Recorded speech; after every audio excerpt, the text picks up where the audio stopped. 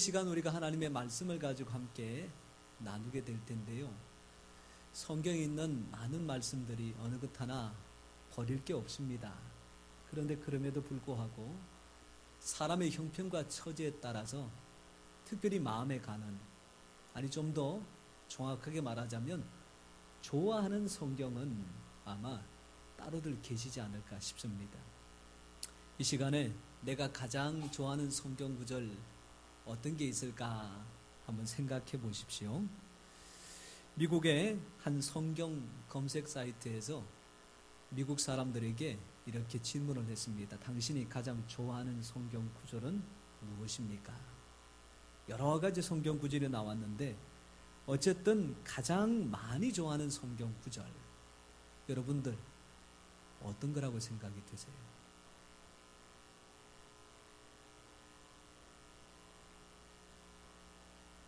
갑자기 조금 이렇게 좀 어수선해졌네요.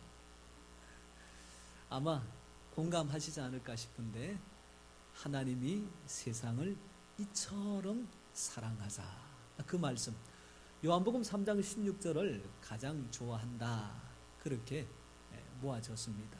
물론 아니라 그래도 뭐 사실 큰 상관은 없지만, 그럼에도 불구하고 그 말씀을 좋아한다라고 하는 것에 대해서 굳이 부정할 생각은 없습니다. 왜? 성경 말씀 가운데에 하나님의 나를 향한, 우리를 향한 사랑을 정말로 이처럼 정확하게 표현한 성경 구절이 어디 있을까?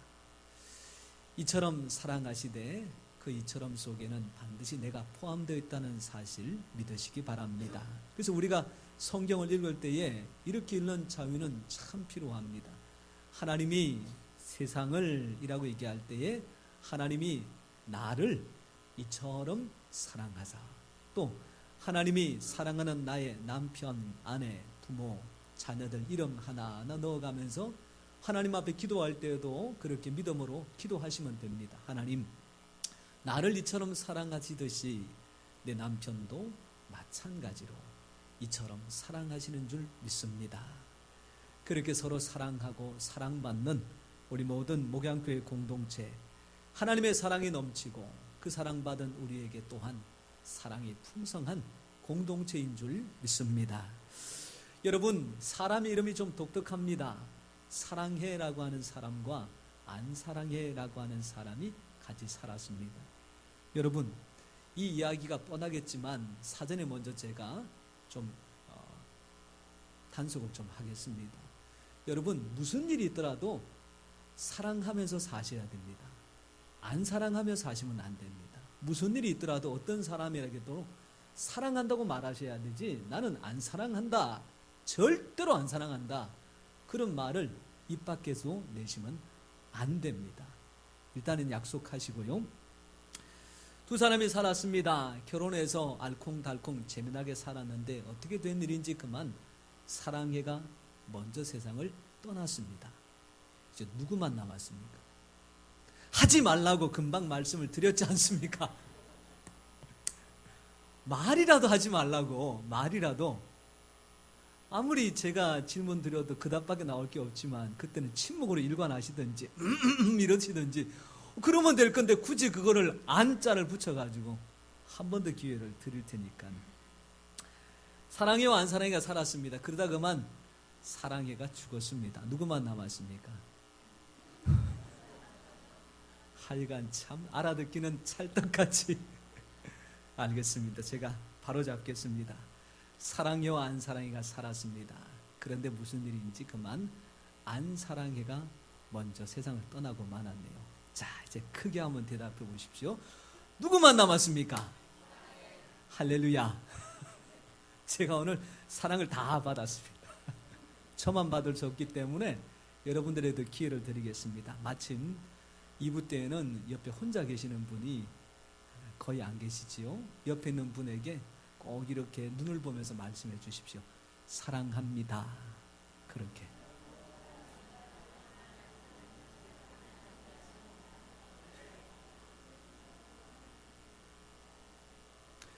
교회 청년들이 있는 자리에서 이렇게 신앙 안에서, 믿음 안에서 고백할 수 있잖아요. 나눌 수 있잖아요. 그래서 옆에 있는 분들한테 하라 그랬더니 눈빛을 봐도 대본에 표시가 나요. 진심을 담아가지고 이때다 싶어서. 제가 하지 말라 그랬을까요? 잘했다 그랬을까요?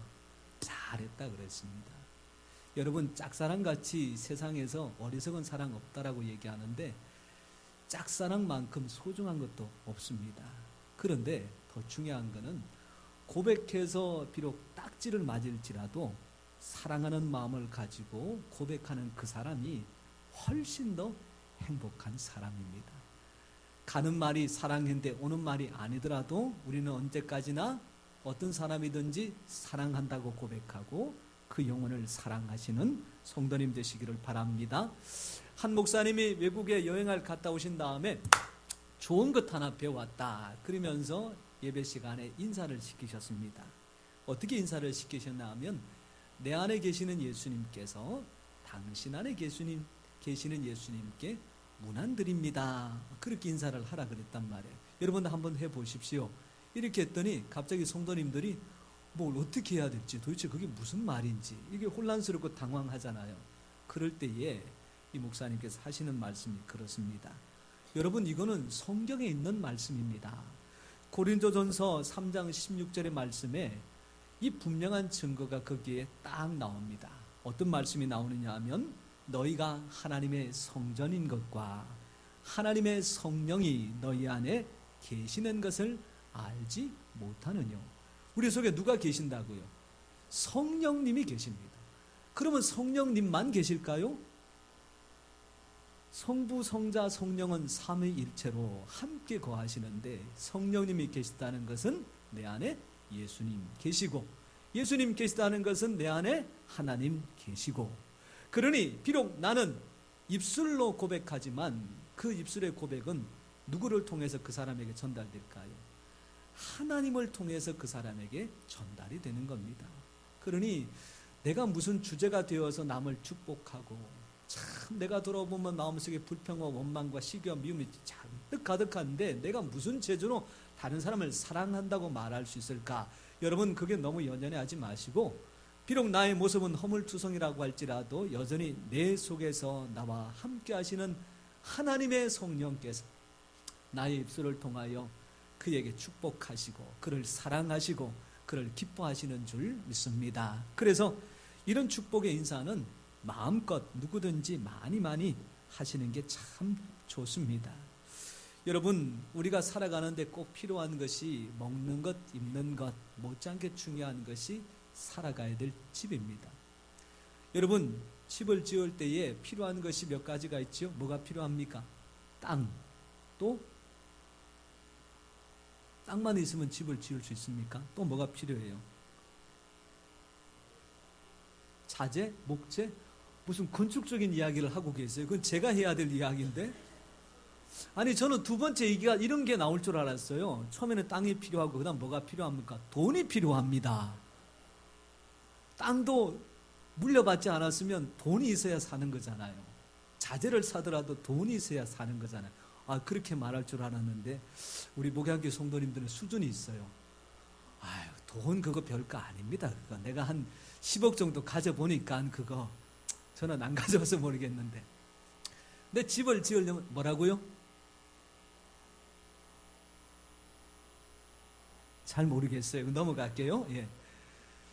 땅도 있고 돈도 있어요. 그러면 집 지을 수 있습니까? 안 돼요. 뭐가 있어야 됩니까? 설계도가 있어야 됩니다. 설계도에 맞추어서 땅을 잘 구별하고 또한 자재를 쓰고 세워가야 그 집이 튼튼하고 안전하고 그 속에 사람들이 거하여야 겨울에는 따뜻하고 여름은 시원하지. 설계도 없이 그냥 집을 지었다가는 뭐 강남에 있는 안타까운 소식처럼 설계대로 짓지 않았든지 설계대로 지었는데 설계가 잘못되었는지 그건 알 수 없지만 사람들이 15년 동안 살다가 이제는 다 나와야 되는 그런 현실이 된다는 거죠. 여러분, 사람이 살아갈 집도 설계도가 있어야 튼튼하고 안전하고 행복하게 살 수 있는 집을 지을 수 있는 것처럼 우리가 살아가는 이 긴 인생도 설계도가 있어야 사실은 건강한 인생을 살아갈 수 있습니다. 여러분, 제가 설계도 하나 소개할 테니까 이만하면 괜찮은 거 아닌가 여러분 생각해 보십시오. 디모데전서 3장 16절 말씀해 보니까 우리의 인생에 교훈과 책망과 바르게 함과 의로 교육하기에 유익하다라고 하는 게 있습니다. 교훈하는 것도 책망하는 것도 의로 교육하고 바르게 하는 것도 유익한 것. 이거를 읽다 보면 갑자기 생각나는 게 있습니다. 국민학교 다녔던 시절 교실 한쪽 편에 항상 붙어있던 게 있었죠. 뭡니까? 국민교육헌장. 민족 중의 역사적 사명을 띠고부터 시작되는데 저는 그것밖에 기억을 못하겠습니다.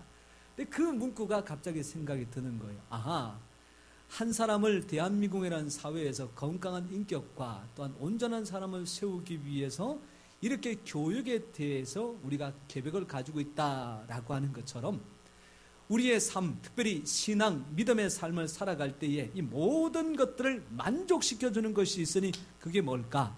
디모데전서 3장 16절의 시작은 이렇게 합니다. 모든 성경은 하나님의 감동으로 된 것으로. 그 다음에 나오는 것이 교훈과 책망과 바르게 함과 의로 교육하기에 유익하니. 17절에 이는 하나님의 사람으로 온전하게 하며 모든 선한 일을 행할 능력을 갖추게 하려 함이라.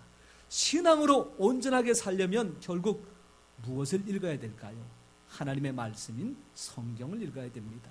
사람 사이에 원만하게 지내고 서로가 행복하게 잘 살아가기 위해서는 누구의 말씀을 쫓아야 될까요?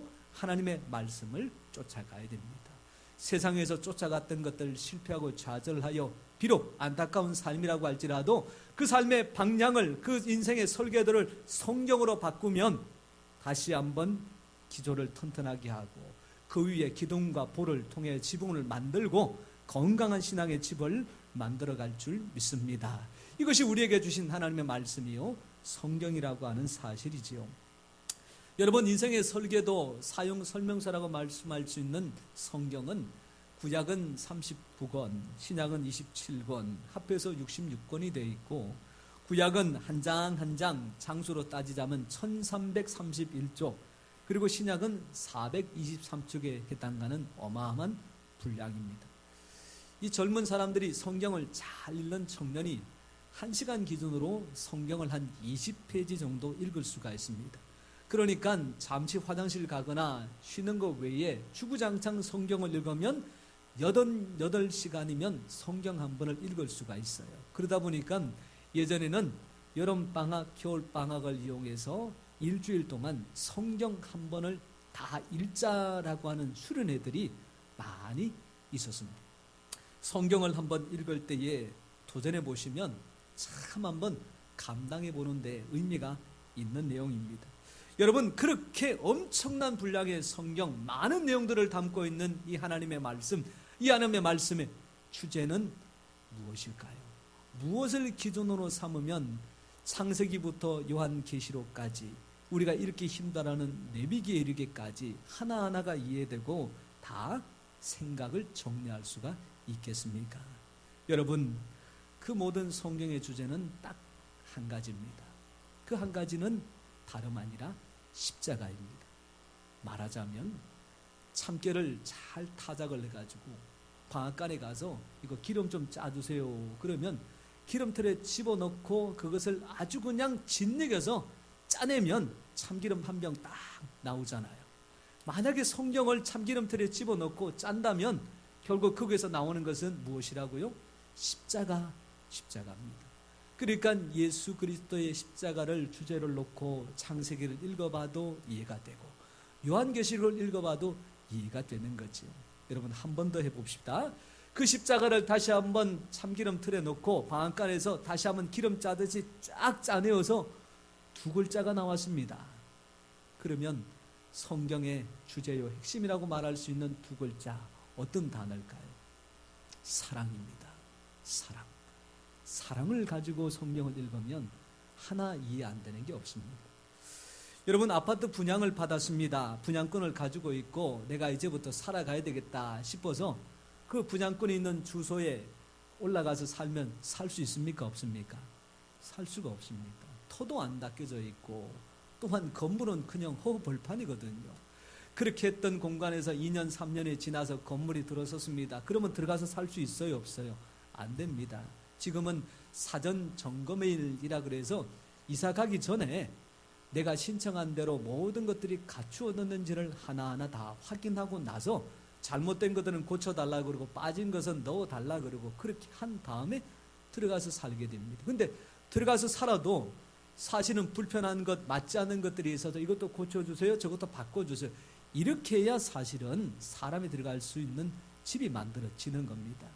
하나님께서 천지를 만드실 때에 아무것도 없는 공간에 아담을 만드시고 하와를 만들어 만물의 영장이니 너희들이 제일 먼저 이 땅에서 살아라 던져놨다면 살 수 있겠습니까? 없겠습니까? 살 수 없습니다. 그런 연약한 인생에게 하늘과 땅을 만드시고 땅의 모든 것들을 충만케 하시고 하늘에 가득하게 하시고 공기와 습도, 온도 뭐 하나 불편하지 않게 다 만드신 다음에 비로소 인생을 만드시고 그 하나님 만드신 완벽한 공간에 살게 해주셨으니 천지 창조가 다름 아닌 사람을 향한 하나님의 사랑의 증거입니다. 말씀을 보실 때에 하나님 세상을 창조하셨다라고 하는 말 한마디 속에서도 나를 이처럼 사랑하고 계시구나, 그 믿음의 확신을 가지시기를 바랍니다. 요한계시록 마지막 22장 20절에 보면 이것들을 정언하신 이가 이르시되, 그 다음에 나오는 말씀이 내가 진실로 속히 오리라, 그렇게 말씀하셨어요. 이 말씀에 대하여 말씀을 읽고 듣고 지키는 자들이 주 예수여 어서 오시옵소서, 그렇게 고백하고 있습니다. 예수님께서 왜 이 땅에 다시 오시겠습니까?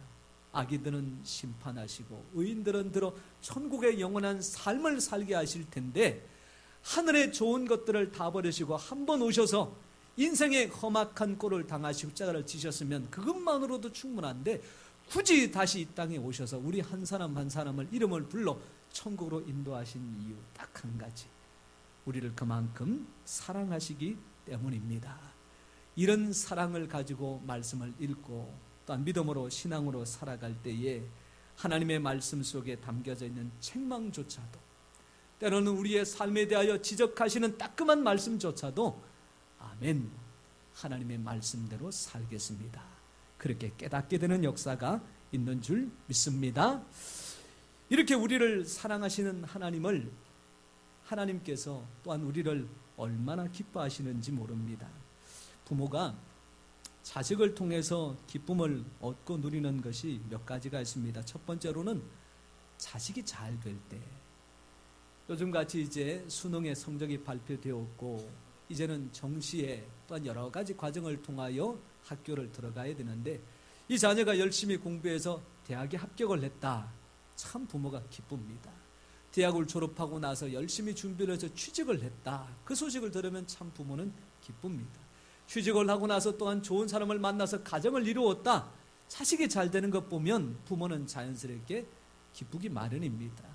두 번째로 잘된 자식이 부모에게 잘할 때 또 기쁩니다.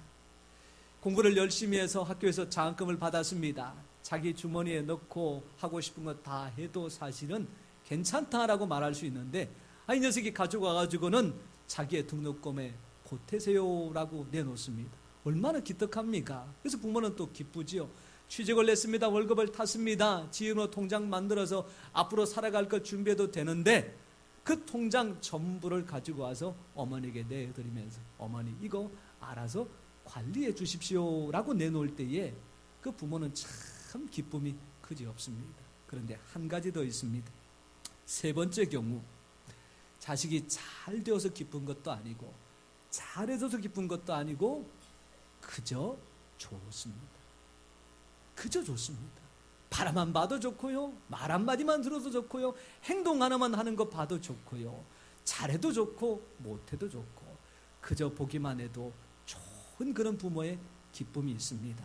사랑하는 성도 여러분, 우리 하나님은 세 가지 중에 어느 모습으로 우리를 기뻐하실까요? 우리가 잘 되는 것 보면 기뻐하실까요? 잘 되는 부모, 자식이 하나님 앞에 잘할 때만 기뻐하실까요? 아니면 잘하든 못하든 우리 자체를 하나님은 그만큼 기뻐하실까요?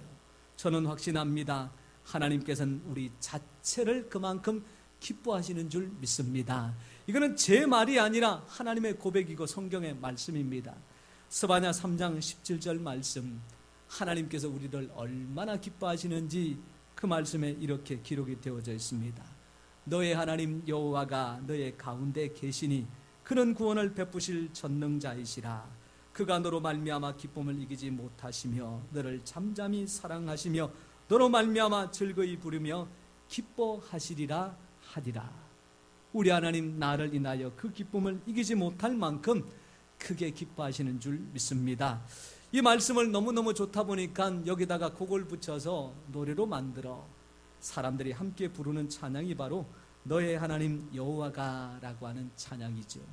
너의 하나님 여호와가 너의 가운데, 우리 같이 찬양하겠습니다. 그는 구원을 베푸실 전능자시라.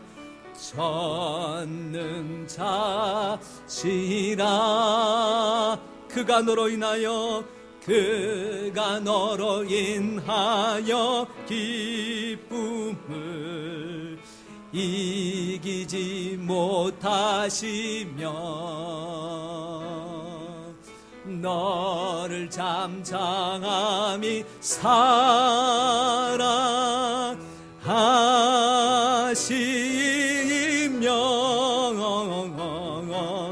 즐거이 부르며 기뻐하시리라. 2절입니다. 나의 하나님 여호와 나의 가운데 계시니 그는 구원을 베푸실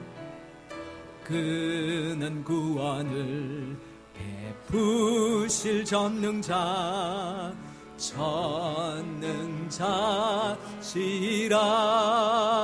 그가 나로 인하여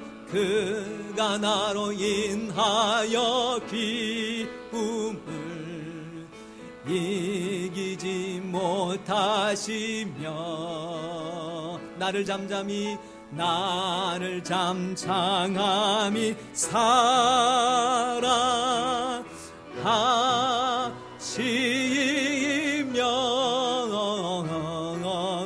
즐거이 부르며 기뻐하시리. 3절입니다. 우리 하나님 여호와 우리 가운데 계시니. 옆에 분 손 한번 꼭 잡아보세요. 그는 구원을 베푸실 전능자시라.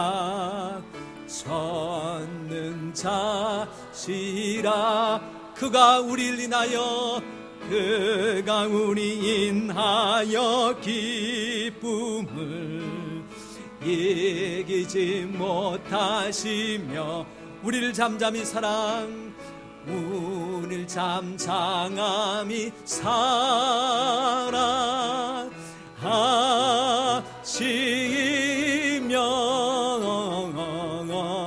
즐거이 부르며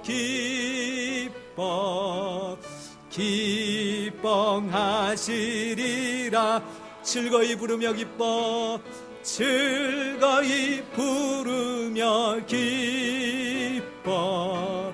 기뻐하시리라. 할렐루야. 오늘 우리가 한 주일 동안 어떻게 살았던지 돌아볼 때는 안타깝고 힘든 것들이 있지만 오히려 하나님은 이 자리에 이렇게 나온 것만으로도 크게 기뻐하시는 줄 믿습니다. 지난 건 자꾸 생각하면서 못했다, 안 됐다, 힘들다, 그런 분 어떤 목사님이 말하는데 그 사람 어리석은 사람이다. 해봐야 마음속에 절망과 실망밖에 오지 않지 않느냐. 그런데 지나간 일 생각하며 감사와 기쁜 일 생각하는 사람 지혜로운 사람, 앞으로 생각하면서 감사하고 기뻐하는 사람 지혜로운 사람. 오늘 시간에 우리를 기뻐하시는 하나님 앞에서 지혜로운 사람 다 되시기를 축원합니다. 이렇게 기쁨을 이기지 못한 사람들에게 우리 하나님 어떻게 하실까? 제가 말씀을 보다가 아하, 하나님의 마음이 이 마음이 아닐까 싶은 말씀을 한 군데 찾았습니다. 여러분, 에스더 하면 신앙의 위인 그렇게 알고 있습니다. 죽으면 죽으리이다. 민족을 위해서 사랑하는 사촌 오빠 모르드게 이야기를 듣고는 왕후임에도 불구하고 자기 혼자 살기를 찾지 않고 오히려 자기 백성 이스라엘을 위해서 내가 3일 동안 먹지도 마시지도 않고 금식하며 기도하고 왕 앞에 나아가겠습니다. 그렇게 생명을 거는 신앙에 결단했던 사람이지요. 근데 여러분, 이 왕 앞에 나아가는 것이 만만치가 않습니다. 남편인 왕이 얼마나 바쁘고 분주했던지 왕후인 에스더를 한 달 동안이나 찾지를 않았습니다. 이게 까먹었다는 얘기, 잊어먹었다는 얘기예요.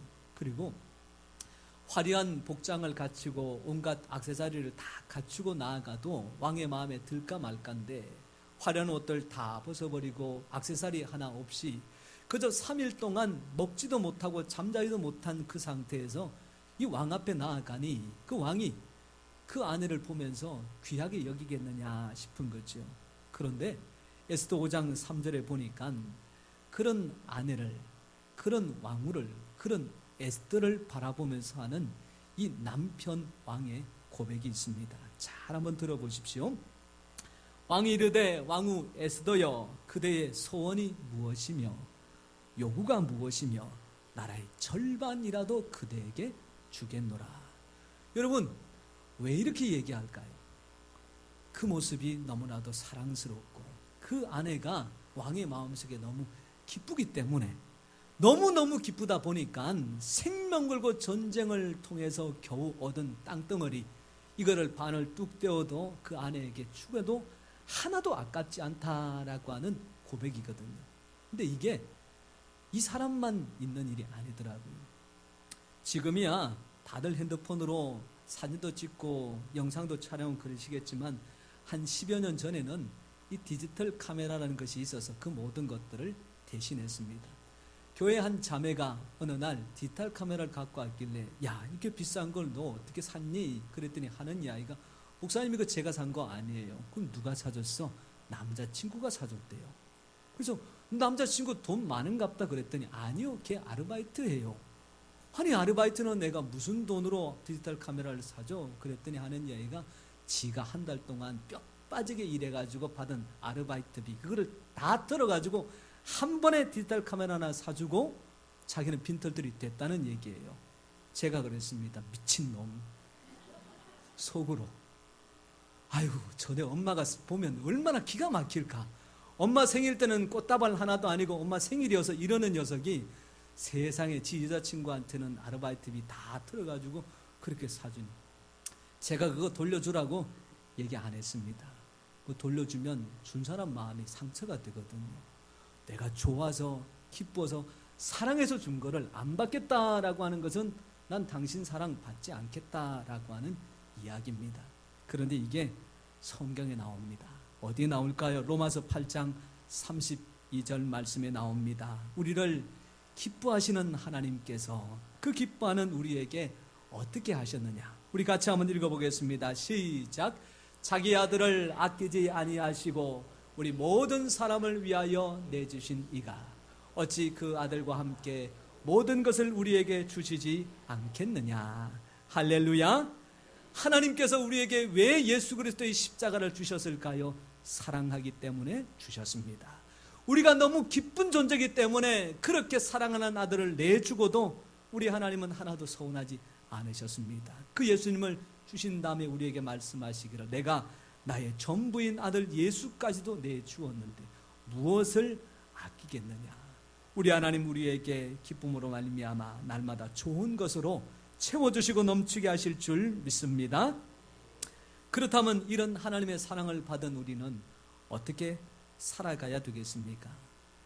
여러분들 마태복음 22장에 한 율법사가 예수님을 시험하여 묻기를 예수님 율법 중에 어느 계명이 가장 크니까? 라는 질문을 합니다. 그때 예수님께서 하시는 말씀이 내 마음을 다하고 목숨을 다하고 뜻을 다하여 주 너희 하나님을 사랑하라 하셨으니 이것이 크고 첫째 되는 계명이요.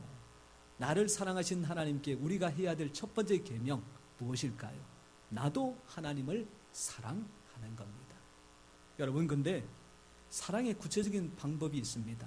과연 무엇이 가장 구체적인 방법일까요? 항상 밤늦게 귀가하는 아빠에게 불평이 많던 초등학생 아들이 이렇게 퇴근해서 들어온 아버지에게 한마디를 쏘아붙입니다. 아빠, 일당이 얼마야? 안 그래도 피곤하고 상사와 부하 직원 때문에 스트레스를 받은 이 아버지가 기분도 나쁘고 별걸 다 묻는다 싶어서 한마디 호통을 치고 방으로 들어갔는데 그 방에서 가만히 생각하니까 그 말이 귀에 계속 맴도는 겁니다. 아빠 일당이 얼마야? 아버지를 면박 주려고 한 말은 아닌 것 같은데 생전 안 하던 이야기를 내뱉는 게 이유가 있지 않을까. 그래서 방을 다시 나와서 아들에게 갔습니다. 아니, 너는 무슨 이유로 아빠 일당에 대해서 묻는 거니? 그랬더니 그 아들이 하는 이야기가 아빠, 내가 일당 줄게. 나랑 하루만 놀아줘. 이 아버지가 아들에게 선물을 안 줬겠습니까? 아니면 옷을 안 사줬겠습니까? 맛있는 거 사달라 그럴 때에 하나 안 사주기를 했겠습니까? 게임기도 사주고 선물도 주고 옷도 사주고 치킨도 사주고 다 사줬는데 정작 까이는 이런 것보다 아빠랑 같이 시간을 보내는 것을 훨씬 원했다라고 하는 이야기지요. 사랑의 가장 구체적인 방법은 시간을 함께 가지는 겁니다. 가족이 사랑하면 함께하는 시간을 가져야 됩니다. 성도가 사랑하면 함께하는 시간을 가져야 됩니다. 그럴 때에 그 사랑은 진짜가 되고 그 진짜 사랑 속에 사랑의 열매가 맺혀져서 서로에게 유익이 되는 줄 믿습니다. 하나님과도 예배하면서 함께 시간을 갖고 말씀을 보면서 함께 시간을 갖고 기도를 하면서 함께 시간을 갖고 봉사와 헌신을 감당하면서 함께 시간을 가질 때에 그 생명의 공감대가 그 생명을 공유할 때에 하나님의 사랑은 더욱더 크게 느껴지고 나 또한 하나님을 더 많이 더 풍성하게 사랑하게 될 줄 믿습니다. 여러분, 이 귀한 사랑 언제부터 해야 될까요? 언제부터 해야 될까요? 진짜입니까? 우리가 읽지는 않았더라도 아마 그 책의 이름만큼은 다들 아실 텐데 목적이 이끄는 삶이라고 하는 책을 쓴 릭 위런 목사님이 교회와 성도들을 어떻게 살피고 세워야 될 건지를 본인의 교회를 통하여 잘 서술한 책입니다. 그런데 그 쓰란 책 제일 마지막에 사랑을 언제 해야 될까요? 봉사를 언제 해야 될까요? 기도를 언제 해야 될까요? 미안하다는 말 언제 해야 될까요? 고맙다는 말 언제 해야 될까요? 그 모든 일에 대해서 딱 한마디로 결론 내리기를 지금 하십시오. 이것만큼 정답이 없습니다. 하루만 지나보세요. 마음이 내 마음 같지가 않습니다. 일주일 지나버리면요, 내가 지난주에 무슨 결심을 냈는지 까맣게 잊어버립니다. 마음속에 감동 오실 때 그것을 바로 시행할 때 그것이 결과가 있고 열매가 맺혀질 줄 믿습니다. 그래서 교회에서도 지금 해야 되겠다 그렇게 결정한 게 한 가지가 있습니다. 다름 아니라 은퇴식입니다. 교회에서 성도님들이 그분의 믿음과 신앙이 참 교회를 세우고 성도들을 유익하게 하는 일에 참 필요한 분이라 그렇게 해서 인정해서 공동회의를 열고 투표를 해서 3분의 1을 득표한 분들, 그분들이 대상으로 시무 권사님, 또 시무 안수 집사님, 시무 장로님 이렇게 해서 교회를 오랫동안 섬기십니다. 그런데 어쨌든 제도적으로 또한 규칙을 따라 만 70세가 넘으면 더 이상 봉사하지 마십시오 그렇게 하는 것이 아니라 애쓰고 수고하셔서 참 감사합니다. 그래서 은퇴라고 하는 시간을 갖게 되고 그것을 식을 통해서 이렇게 세우게 되면 은퇴식이 됩니다. 이게 만 70세라고 하는 나이가 우리나라 나이 따로 따져서 48년생까지인데 48년생이 만 70세지만 식을 하는 것은 그 당해가 아니고 그 해를 넘겨서 다음 해에 하게 되어 있습니다. 그래서 우리 교회에서 원로 목사님과 또한 우리 문장로님 당회가 모여서 이 부분들을 어떻게 하든지 잘 해야 될 텐데 이거는 내년으로 다음으로 미뤄서 될 일이 아니라 늦었다 싶지만 지금 해야 되지 않겠느냐. 그래서 결정을 하고 12월 30일 날 주일 오후 2시 30분 예배를 통해서 우리 장로님 그리고 권사님들 은퇴식을 가지려고 합니다. 안수 집사님들이 빠진 이유는 우리 교회 안수 집사님들이 해당되는 분들이 계시는데 48년생이세요. 그래서 그분들은 언제 해야 된다고요? 내년에. 그런데 이 몇 년생이냐는 어디를 기준으로 하느냐? 죄송합니다. 주민등록증을 기준으로 합니다. 나 46년도에 태어났는데 너무 그러지 마세요. 주민등록증을 기준해서 그렇게 하려고 합니다. 이제 갓 넘으신 분들이야 다들 준비가 하시고 또 아셔야 되겠지만 벌써 10년이 지난 분들, 은퇴식은 무슨 은퇴식이라고 생각하시는 분들이 계실 것 같아서 전화를 한번 드려봤더니 이구동성으로 하시는 말씀이, 아니 목사님, 새삼스럽게 뭘 은퇴식을 해요. 안 해도 괜찮습니다. 안 해도 말만 들어도 감사합니다. 다들 그렇게 마음이 같으시더라고요. 아니 그렇게 인사받고 그냥 알겠습니다 그러면 날로 때우겠습니다 그러면 안 되잖아요. 그래서 우리 모든 연말한 분들 다 포함해서 해당하는 분들에게 은퇴식을 가지려고 합니다.